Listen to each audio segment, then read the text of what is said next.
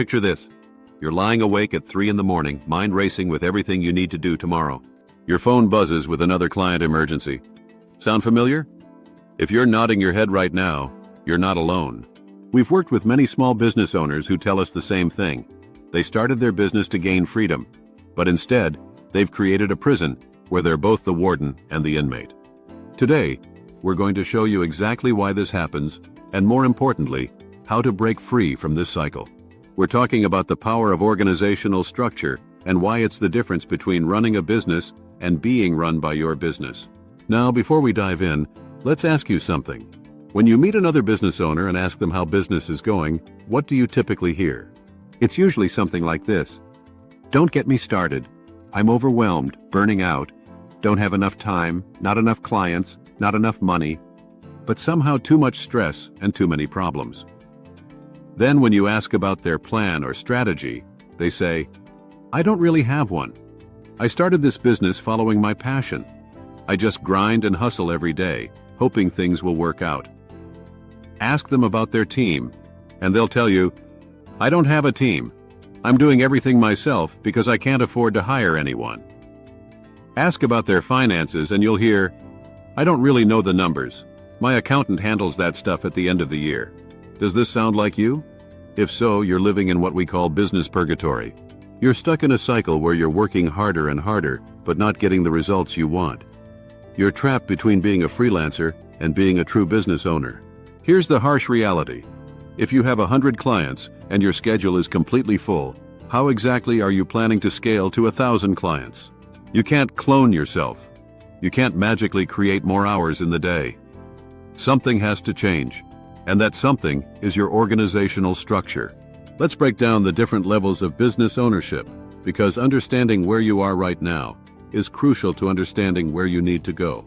First, we have the freelancer. A freelancer trades time for money.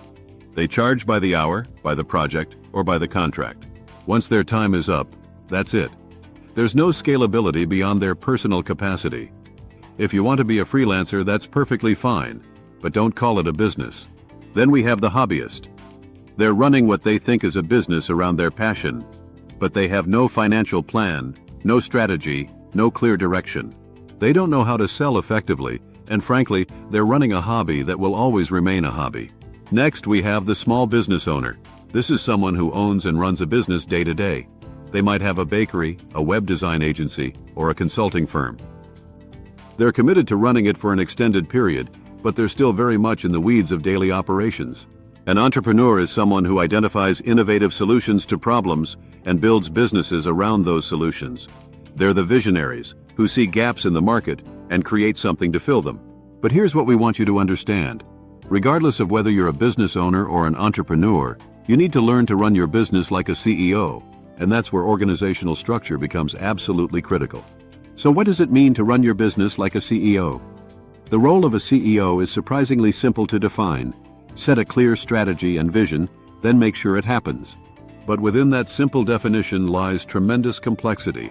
A CEO doesn't just set goals like, I want to make $1 million in 3 years. That's not a strategy, that's a wish. A real strategy involves mapping out the specific path to your overall vision. You're navigating obstacles, creating systems, and building the infrastructure necessary to get there. As the CEO of your business, you need to master several key areas. First, you must learn to communicate your strategy and vision, both internally to your team and externally to your clients and stakeholders. Notice we didn't say you need to be the technical expert doing all the work. Your job is to communicate the bigger picture. Second, you absolutely must build a team. This isn't optional if you want to scale. You can't deliver on any meaningful business vision by yourself. It's mathematically impossible. You need different people with different expertise. Someone who understands finances and budgets, someone who can handle project management, people who can do sales, marketing, operations, and more.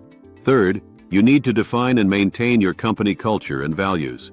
This ensures everyone on your team understands not just what you're doing, but how you're doing it and why it matters. Fourth, you need to ensure proper execution of your strategy. This means putting the right systems and measurements in place to track progress and make adjustments when necessary. Finally, you need to maintain adequate cash flow to fund your vision. This is often where businesses fail. They have great ideas and even good execution, but they run out of money before they can see results. Here's what's fascinating.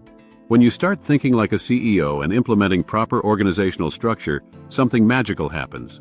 You begin to see your business as a system, rather than a collection of tasks you personally need to complete.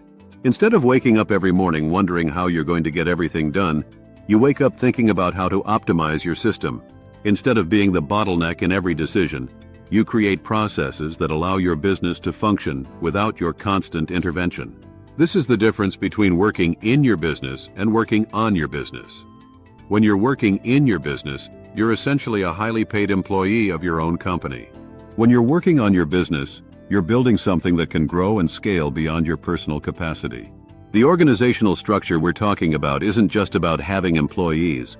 It's about creating clear roles, responsibilities, and processes. It's about building systems that can handle complexity as you grow. It's about creating predictable outcomes rather than hoping for the best. Think about it this way. Every successful business you admire has this kind of structure. They have clear organizational charts, defined processes, measurement systems, and accountability structures. They didn't start with all of this, but they built it as they grew. The beautiful thing is that you don't need to be a massive corporation to implement these principles. Even a small business with just a few team members can benefit enormously from proper organizational structure. When you implement these systems, you'll find that you can actually take a vacation without your business falling apart. You can say no to clients who aren't a good fit, because you have a clear understanding of your ideal customer. You can make decisions based on data rather than gut feelings. You can plan for the future instead of constantly reacting to crises. This is what we mean when we say, you should run your business, rather than letting your business run you. It's about creating the freedom and flexibility you wanted when you started your business in the first place. We know this might seem overwhelming right now, especially if you're currently doing everything yourself. But here's the thing. You don't have to implement everything at once. You can start small and build systematically. The key is to start thinking like a CEO today, even if you're a one-person operation. Start by clarifying your vision and strategy. Begin documenting your processes. Start tracking your key metrics. Begin building your team, even if it's just one person to start. If you're ready to take the next step and learn exactly how to implement these systems in your business, we've created a comprehensive program that shows small to medium-sized business owners how to set up their businesses for success. It's designed to help you transition from working in your business to working on your business. You can find out more by clicking on the next video or using the link in the description. And if you're not quite ready for the full course but want to start learning these concepts, we'd love to send you our free book on achieving operational excellence. Just drop your email by clicking on the link in the description below, and we'll send it right to your inbox.